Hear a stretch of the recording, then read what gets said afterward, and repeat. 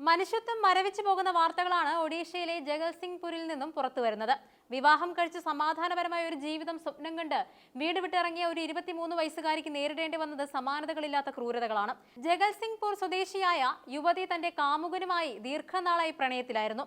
വിവാഹം കഴിക്കാമെന്ന ഉറച്ച വാഗ്ദാനം നൽകിയാണ് യുവാവ് അവളെ അന്ന് വീട്ടിൽ നിന്നും വിളിച്ചിറക്കിയത്. ക്ഷേത്രത്തിൽ വെച്ച് വിവാഹം നടത്താമെന്നായിരുന്നു അയാൾ നൽകിയ വാഗ്ദാനം. ക്ഷേത്രത്തിന് പകരം വിജനമായ ഒരിടത്തേക്കാണ് കാമുകൻ അവളെ എത്തിച്ചത്. അവിടെ വെച്ച് അയാൾ അവളെ അതിക്രൂരമായി ബലാത്സംഗം ചെയ്തു. സ്നേഹിച്ച പുരുഷനിൽ നിന്നും ഏറ്റുവാങ്ങിയ ആ ആഘാതം അവളെ ശാരീരികമായും മാനസികമായും തകർത്തു കളഞ്ഞു.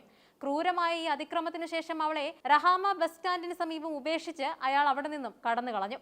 താൻ വിശ്വസിച്ച വ്യക്തിയിൽ നിന്നും നേരിട്ട ക്രൂരതയിൽ തളർന്ന് ആരോടും സഹായം ചോദിക്കാനാവാതെ ബസ് സ്റ്റാൻഡിൽ നിൽക്കുകയായിരുന്നു ആ യുവതി. ഈ അവസ്ഥയിലാണ് രണ്ടാമത്തെ പ്രതി രംഗപ്രവേശം ചെയ്യുന്നത്. അവശയായ യുവതിയെ കണ്ട അയാൾ സഹായഹസ്തവുമായി അരികിലെത്തി.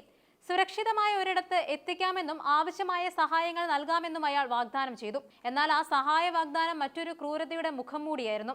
അയാൾ അവളെ തന്റെ വാടക വീട്ടിലേക്ക് കൊണ്ടുപോയി. അവിടെ വെച്ച് അയാൾ അവളെ വീണ്ടും ബലാത്സംഗത്തിന് ഇരയാക്കുകയും ചെയ്തു. ഒരു പെൺകുട്ടിക്ക് ഒരു ദിവസം തന്നെ 2 വ്യക്തികളിൽ നിന്നും ഇത്തരം ഭീകരമായ അനുഭവങ്ങൾ നേരിടേണ്ടി വരുന്നത് സങ്കല്പിക്കാൻ പോലും കഴിയാത്തതാണ്. രണ്ടാമത്തെ പ്രതി പീഡനത്തിന് ശേഷം തന്റെ കുറ്റം മറയ്ക്കാനുള്ള ശ്രമങ്ങൾ തുടങ്ങി. യുവതി പുറത്തു പറയുമോ എന്ന ഭയത്താൽ അവളെ വകവരുത്താൻ അയാൾ തീരുമാനിക്കുകയും ചെയ്തു. ആ കെട്ടിടത്തിന്റെ 4ാം നിലയിൽ നിന്നും അവളെ താഴേക്ക് തള്ളിയിട്ടു.